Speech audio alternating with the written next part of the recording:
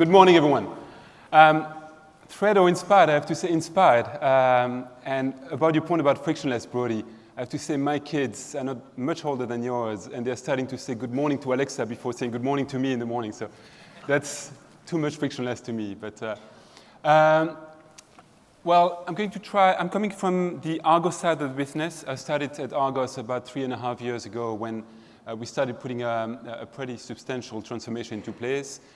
We got acquired by Sainsbury about 5 months ago, so I'll try to tell you a bit of that side of the story as well. For the record, there were a lot of very smart people coming together thinking about how we would name Sainsbury and Argos, and ended up being Sainsbury's Argos. So in terms of, maybe as a quick show of hands, I realize it's a big room, but how many of you have shopped at Argos? Okay, so I don't have to explain too much what Argos is about. How many of you have had a chance to shop in one of our new stores over the past year or so? If I may pick on you, maybe the first word that comes to mind when you think about it. Patrick? Holborn. Holborn, okay. That's very pragmatic. Shout it, just the first word that comes to mind. Can be great, can be crap, can be whatever. Modern, thank you. Clean, okay, thanks. Fast? Slick? Okay, great. I'll take a few of those as we go along. Thank you. So Argos is a £4 billion pound business, general merchandiser. As you know, we're number one, number two in many general merchandising categories. I think it was intrinsically very much an innovation model. First one to come up with click and collect in this market. Still fairly unique even worldwide in terms of the concept it has, but sort of lost its way as well when talking about thread of opportunities probably 5, 6, 7, 8 years ago when Amazon came along and didn't modernize enough. So we went onto that journey 3, 4 years ago, and I'll try to bring that a bit more to speed. So clearly there were a lot of threats that we saw when we started that journey at the time. Brody talked about range, Amazon being quoted as having up to 400 million basically SKUs available via marketplace and their own range. Clearly changes the dynamic, especially when you think that you have a huge range as a catalog itself. So how do you adapt to that? Transparent pricing, thinking about service, same-day delivery being something that we saw on the horizon is coming. I would expect, my view would be that more and more of the expectation of customer would be indeed frictionless, would be I want it right away, I want it immediately. So how do we adapt to that?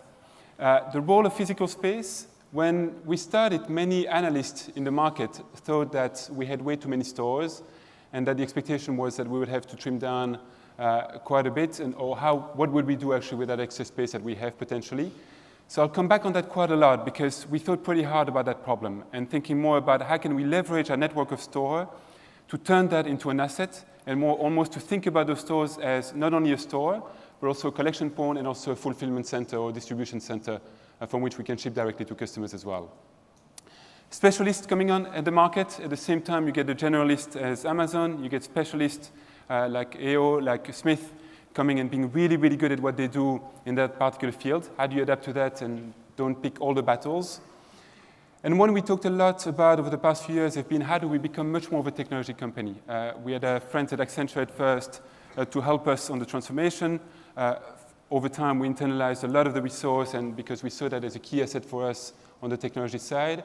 But we talked a lot with our PLC about becoming a tech company as well, as much as becoming a retailer or as being a retailer. So when we put this together, we focused on 4 main areas. The first one was repositioning our channels, not only the digital channels, but also the stores, also the catalog. I'll come back on that.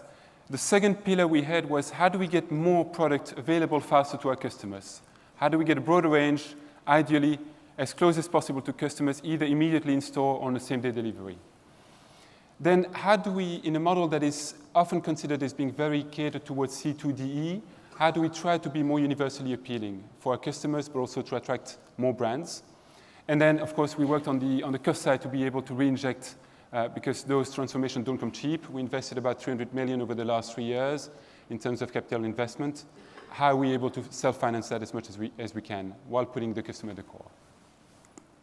So if I start on the first pillar, which was about repositioning the channels for a digital future, the first one was pretty obvious, was how do we become much more of a digital player?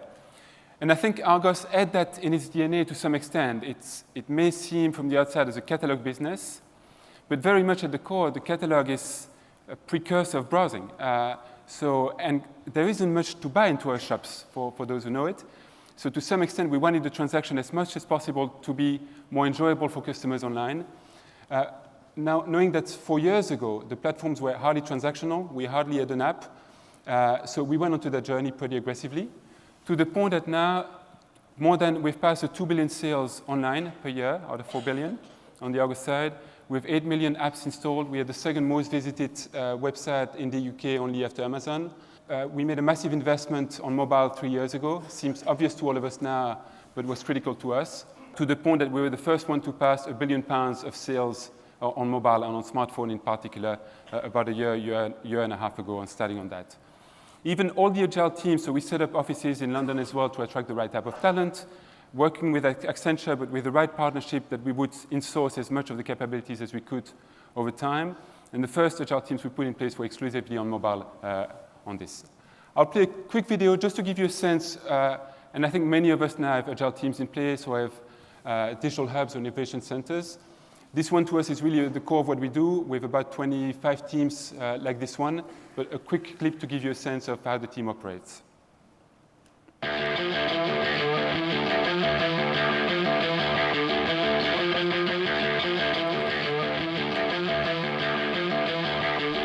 Oh, hello. Welcome to London. This is the Digital Hub. And down here, what we do is we create all of the customer experiences for the consumer apps, for online, and also all the things that you use inside of the stores. So what we would want to do is take you around today, show you some of the people and some of the projects we've actually been working on for Peak. We're pretty excited about it, and we hope you will be too. So welcome into the search room. And here we have the search team. They're working on all kinds of brand new search experiences for customers and even some colleagues who use our experience, like contact centers. The main thing that we're going to be launching next Wednesday is a brand new search experience. It's going to be a responsive experience. So from a customer viewpoint, it means that they're going to get a consistent and really great experience across tablet, desktop and mobile. One of those things that we're aiming for with this change is that all the channels we've got, including the digital store browser, will be producing exactly the same results. So if someone is looking on the desktop for a lovely Christmas jumper like this one, they'll see exactly the same thing as someone who's in the store looking to buy one. Come on, follow me. What we're going to do is we're going to look at the in-store digital browsing team. So some of the things we've done on DSB has been adding a new search engine, Elastic, to give greater search relevancy. We've also redesigned checkout and homepage to give better user journeys. And one thing we're going to introduce very soon is pop-up stores, which are very small stores which we can add in smaller locations to access greater user base. What I'm looking at here is our new kiosk that we're rebuilding, which will enable us to introduce contactless next year, which we're really excited about. So we're just looking at refreshing the UI and replacing a number of the older kiosks with some brand spanking new ones on new technology. So looking forward to doing that as well. Thank you guys. So this is really exciting news. I don't know if you caught it, but when we start to roll out the new kiosks, the kiosks will be contactless. So I'm sitting next to Lara, who is our copywriter. As Melissa said, I'm a copywriter, which essentially means I write stuff. So for example, I've just written our whole help section and all the frequently asked questions that go with that, so that was an absolute whopper. And that's going live today, which is exciting. So yeah, keep an eye out for that, and please don't tell me if there's any typos, please, or a cry. We've built a brand new responsive homepage, help homepage should I say, which means that it's going to make it much easier for all our customers to self-serve with all their help needs across both our desktop and also their mobile. So, you know, much better customer experience, but also we're really hoping to reduce all those contacts to our call centres. The good thing about the way we built it is responsive, as Lily says, which means we can build it once and we can deploy it to phones, tablets, desktop. Yeah, it's going to work out really well. One of the things we want to do is reduce the number of contact center calls by letting customers actually find information on their own. Thank you for stopping by and visiting us down here in London. This is a little bit of what we do down here as the digital customer experience teams. We work for you, the colleagues, we work for our customers, and we've done a lot of amazing stuff. You only saw a small bit of it, but keep watching the space, whether you're using a consumer app, whether you're using a digital store browser, whether you're using the new kiosks that are coming, whether or not you're using the website. Watch this space. A lot more is going to be happening soon. Here's to a great peak. Hi, I'm Alex. I'm a senior developer. Oi, eu sou Rafael. Hi, my name's Chris. I'm a UI designer. Hi, I'm Leslie. Can we move on to the next slide? Hi, I'm Imogen. Thank you. That wasn't supposed to happen. Sorry. As you can see, we're having a bit of fun over there as well.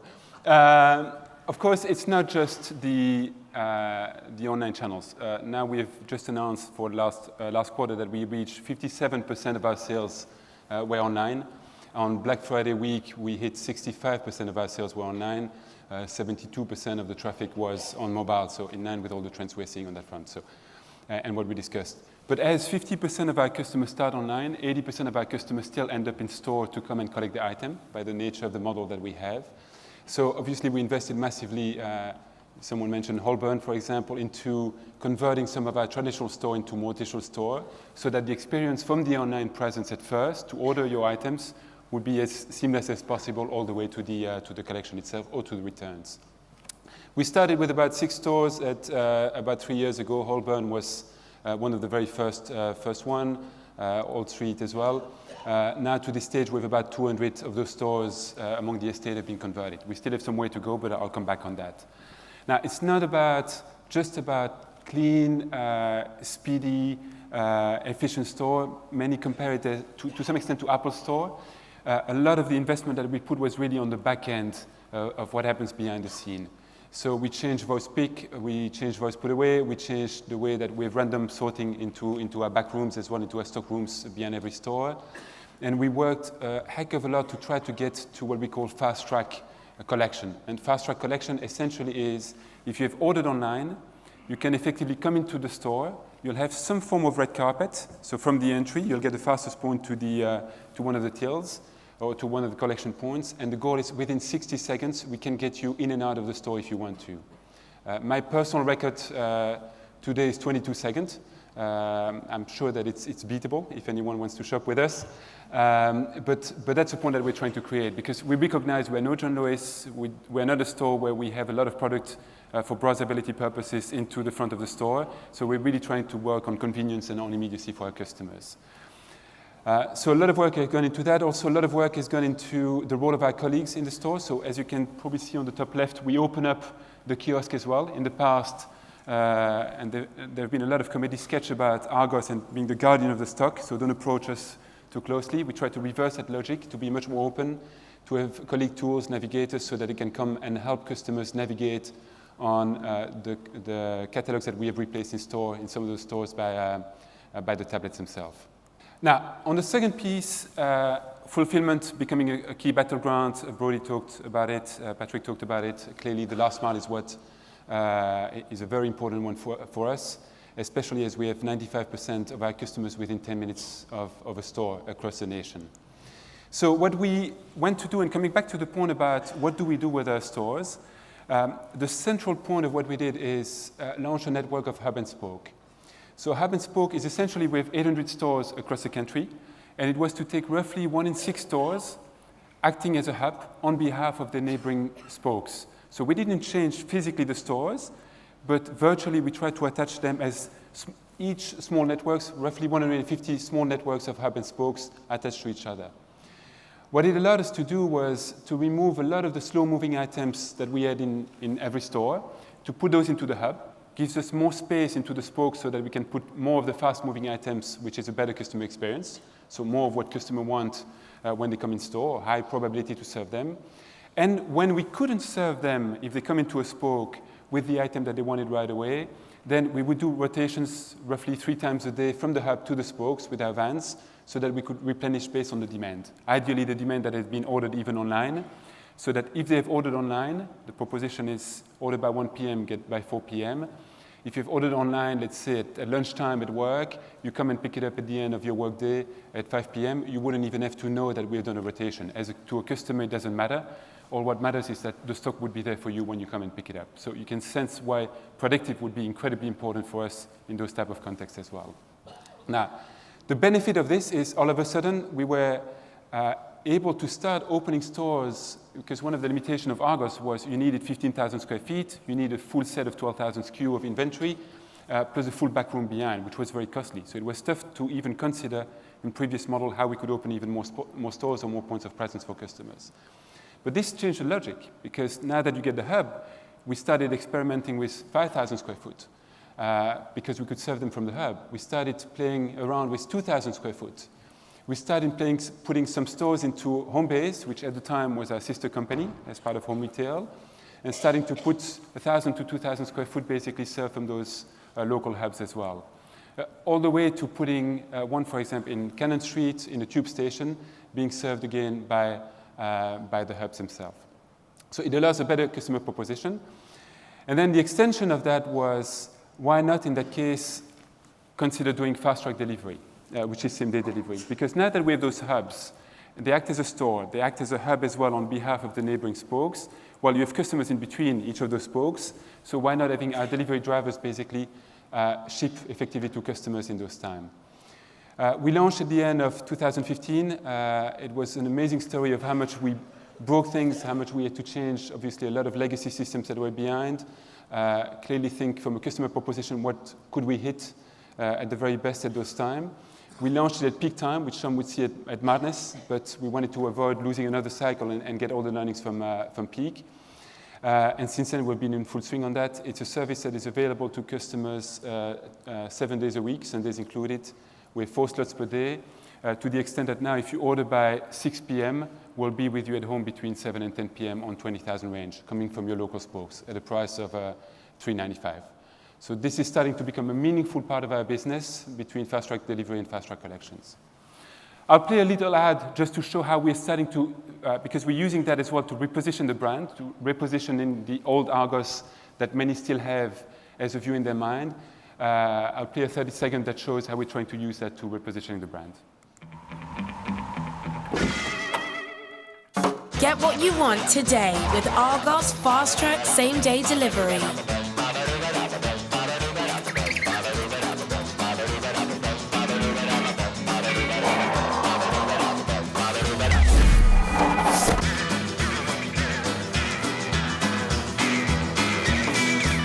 Buy online today, delivered to you today. Go Argos. So here we go. Shop with us, please.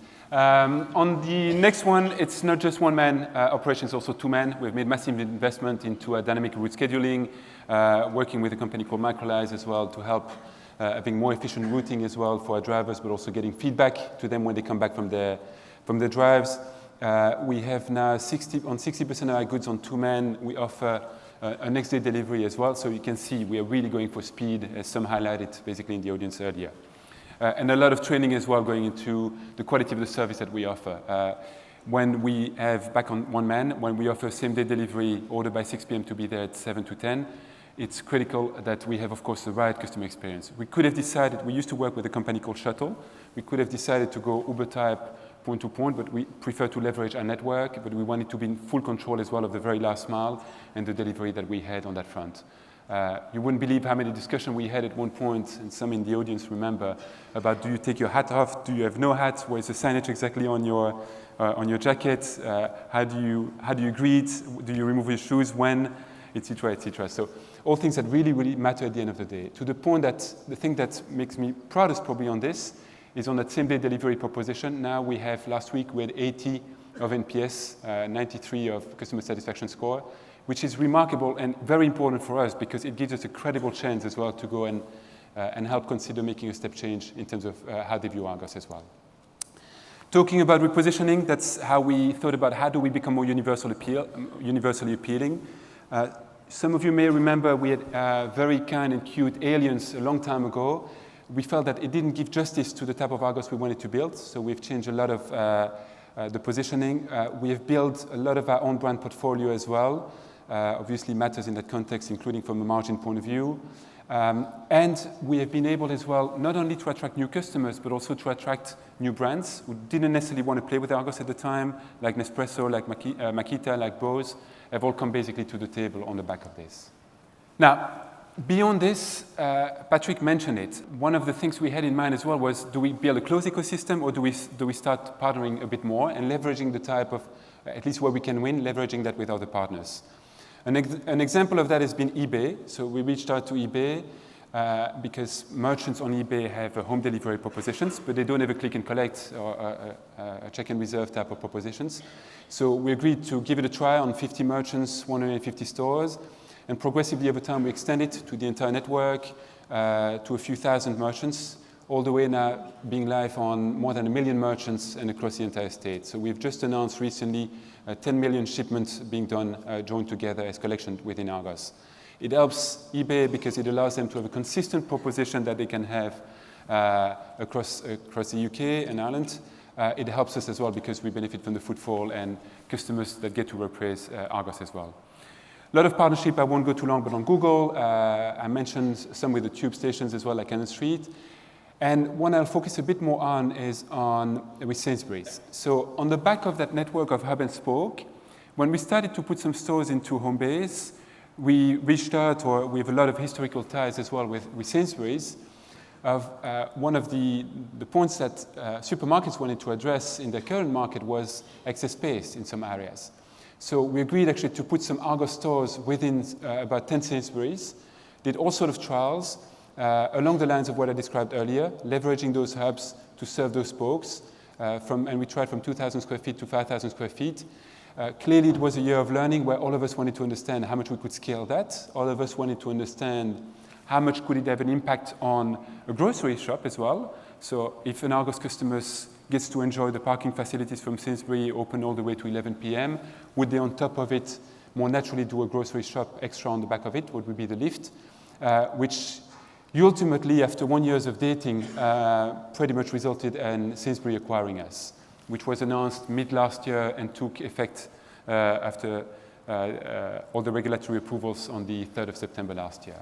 Since then, and Sainsbury has a pretty strong non-food business as well, in all sort of general merchandising categories, similar to ours, including clothing, for different missions for customers, so we're starting to combine that and put that together. We've moved very fast over the past 5 months to the point that it took us 1 year to put 10 stores together and to learn from those. A lot of learn and trials, trial and learns. But over the past 5 months, we have put now 205 collection points together, including extending the eBay partnership that we had. We have put 30 concessions, like you see on the left-hand side, fully fledged concessions basically within Sainsbury's as well. And the numbers so far are very encouraging. We have announced that we're aiming for 160 million of synergies over the next 3 years, knowing that a big part of the synergies will come from exactly this, from revenue synergies and how much we can drive traffic to each other and customers to reappraise this. I think on a personal base, what gets me very excited about the merger, the acquisition, is the fact that we get now access to 2,000 points of presence across the UK. So from a convenience point of view for customer, could be the ultimate that we could achieve with a consistent service.